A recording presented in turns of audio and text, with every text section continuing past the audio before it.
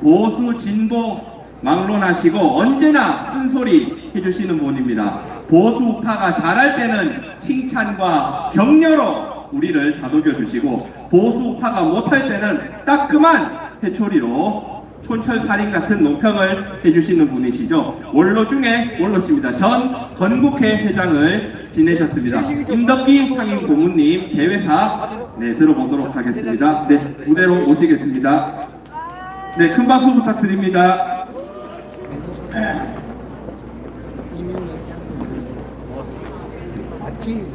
여러분 반갑습니다.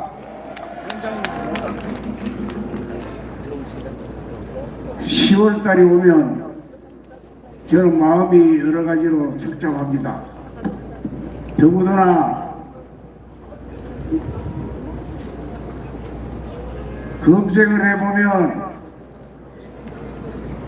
12.12 반란이라는 얘기가 나올 때는 정말 온몸에 두드러기가 날 정도로 소름이 끼칩니다. 지금 오늘은 제가 12.12가 반란이 아니고 대통령에게 총을 쏜 사람이 반란을 일으켰다는 것을 여러분들에게 공개적으로 설명을 해드리겠습니다. 역사의 기록으로 남아야 됩니다. 미국의 카터 대통령이 대통령 출마하면서 유세장마다 다니면서 내가 대통령이 되면 대한민국에 주둔하고 있는 미군은 전부 본국으로 철수하겠다 이렇게 약속을 했습니다. 그래서 이 양반이 대통령이 됐어요. 대통령이 되고 나서 바로 철군 계획 스케줄을 전부 발표를 했습니다.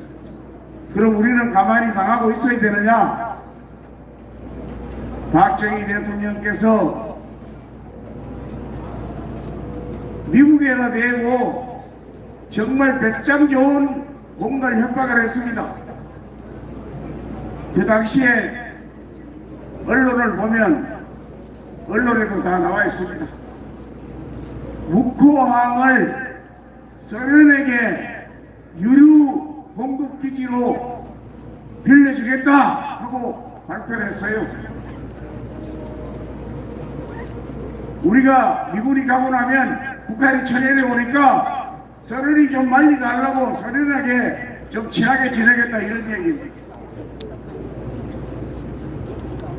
거기에다가 서울 시내에 있는 모든 공무원들, 간부 공무원들 비밀 취급 인가증이라는 게 있는데 2급 이상 비밀 취급 인가증을 가진 공무원들만 전부 한 자리에 모았어요.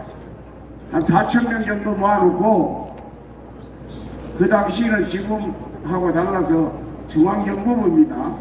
중앙정보부에서 북한 문제를 전문적으로 다루고 동작을 하는 중요한 인사가 나와가지고 연설하면서 뭐라고 그랬냐? 미군 절대 철수하지 않는다. 철수하면 우리가 그냥 전부 발가벗겨 가지고 영내에서 꼼짝도 못하게 우리가 다 가둔다. 이렇게 얘기를 했어요. 그런데 그 얘기를 하면서 여기 앉아있는 분들은 전부 국가 비밀 취급 인가증이 있는 분들이니까 우리가 이 얘기하지만은 집에 가면 부인들한테도 절대로 얘기하지 말라. 이렇게 얘기를 하면서 선언을 했습니다. 그러면 무슨 걱정이 생겨요? 그럼 미군하고 우리하고 싸움을 하겠다는 얘기냐? 이렇게 불안해질까봐 뭐라고 그랬냐면 미국은 그렇게 해도 퇴블러를 납치해도 항공모함 3척씩이나 동해안에 배치시켜 놓고도 소총 한 방도 쏘지 않는 사람이고 유투기를 소련이 떨어뜨려도 무력 대응을 안 하고 정보 수집을 하는 비행기를 폭파시켜도 가만히 있는 사람들이 미국 사람이다.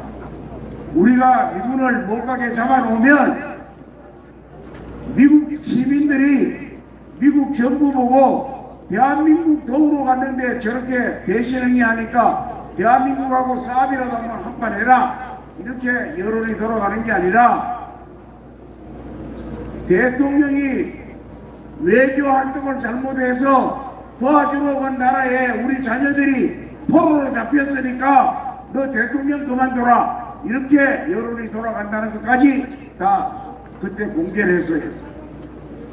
그래 이 말이 온 장안에 다 퍼지고 국민의 불안을 잠재우기 위해서 한 얘기인데, 이것이 미국에서 나와 있는 CIA들이 정보 수집할 때 다 본국에 보고한 거예요. 미군 철수만 하면 다 가다 먹는다고 공개적으로 얘기를 했다. 그러니까 카트가 몸이 바짝 가는 거예요. 이거 철수했다가는 큰일 나겠구나, 잠깐만 대통령 자리에서 물러나야 되겠 생겼구나. 이래서 내가 한국에 가보겠다, 한국을 방문해보고 진짜로 북한의 침략이 의심되면 철군에 대해서 다시 한번 고려할 요의가 있다, 이렇게 발표를 하고는 한국에 온다고 그러는데, 이 사람이 미국 국내 여론을 생각을 해서 기포공항으로 비행기 타고 들어오면 미국 국내 여론이 미군 철수한다 그러더니 미군 철수 안 한다고 한국 가러 가느냐, 이런 여론이 나올까 싶어서 진해에 있는 군용 비행장이 있으니까 진해 군용 비행장, 그 비행장으로 들어가서 거기에서 헬리콥터 타고 지금 평택으로 옮겨간 미 이사단이 동두천에 있을 때 그 동두천으로 직행해가지고 동두천에서 병사들을 입문하고 하룻밤 같이 자고 다음날 아침에 조깅을 하고 그 다음에 전방에 가서 정말로 위험한가 안 한가를 보고 나서 그 다음에 여의도에 가서 환영식을 받아주겠다, 이렇게 약속을 한 거예요. 그러니까 우리 대통령께서 뭐라고 그랬냐, 보고를 받자마자 쓸데없는 소리 하지 마라, 우리가 미국의 점령지냐, 왜 우리 기민들이 올 수 있는 기포공항이 있는데 왜 군용비행장으로 올라가느냐, 전쟁 중에 자기들 군인들을 입문하기 위해서 한다면 군용비행장으로 들어올 수도 있지만은 당당한 우리의 독립국가인데 왜 손님이 뒷문으로 들어올라 하느냐, 이거 안 된다, 오지 마라, 이렇게 하니까 미국에서 할 수 없이 그러면 김포공항으로 가되 환영식 하지 말고 동두천으로 바로 갔다가 동두천에서 자고 다음날 전방 시찰하고 나서 그 다음에 여의도에 가서 환영식 하는 거는 좋다, 이렇게 타협이 이루어진 거예요. 그래서 다음날 여의도에 민방위대 예비군 할 것 없이 전 시민들, 그때 당시에 5.16 광장이라고 그 여의도에 중앙에 큰 광장이 있었잖아요. 거기에 100만 인파가 몰려들어서 카터 대통령을 환영했습니다. 당신을 이렇게 환영하는 이유는 당신들 나라 군대가 이 나라를 지켜주기를 바라는 국민의 마음을 표시하는 거다, 이렇게 하면서 다들 환영을 열심히 했어요. 그때 당시에 저는 청와대 쪽에 중요한 비밀을 취급하는 사람들하고 수시로 연락이 됐기 때문에 그 아는 내용인데, 주한미군 사령부의 킴블로우 소장이 참모장인데 이 양반이 철군 반대예요.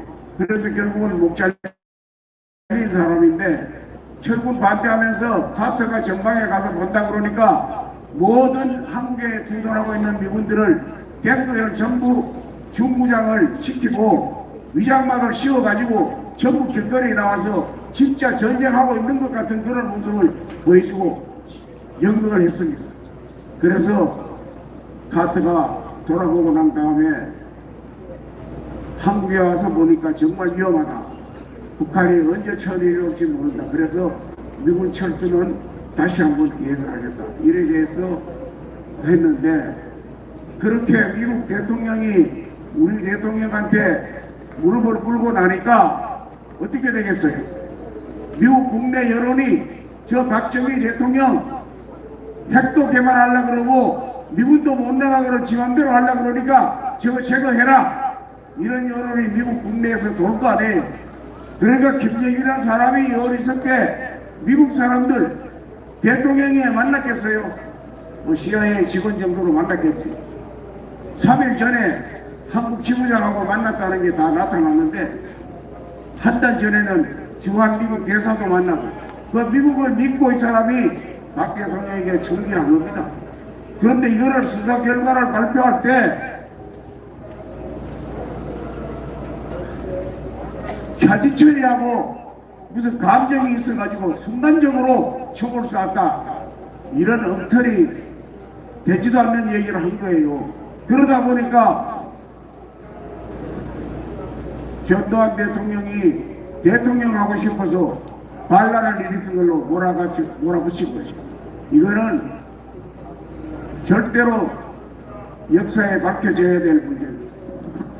어느 누가 차지철이하고 감정이 있다고 해서 중앙정보부장이라는 막강한 자리를 유지하면서 대통령한테 총을 쏘겠냐고. 그리고 대통령한테만 총 쏜 게 아니라 경호관도 2사람 죽고 여러 사람 죽었잖아요. 그 자기들 비서실장하고 의전 비서관하고 다 데리고 그 해병대 대령들 사형받은 사람들 M16 들고 다 대기하고 있었잖아요. 다 준비된 반란이에요. 준비된 반란.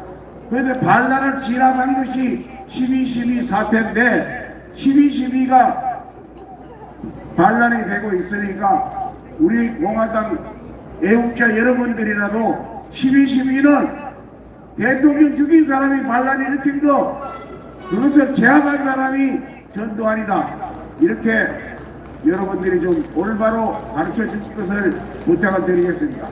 지금 시간이 좀 없다고 자꾸 얘기를 하기 때문에 나중에 기회가 있으면 더 자세한 설명을 드리기로 하고 오늘은 이 정도로 마치겠습니다.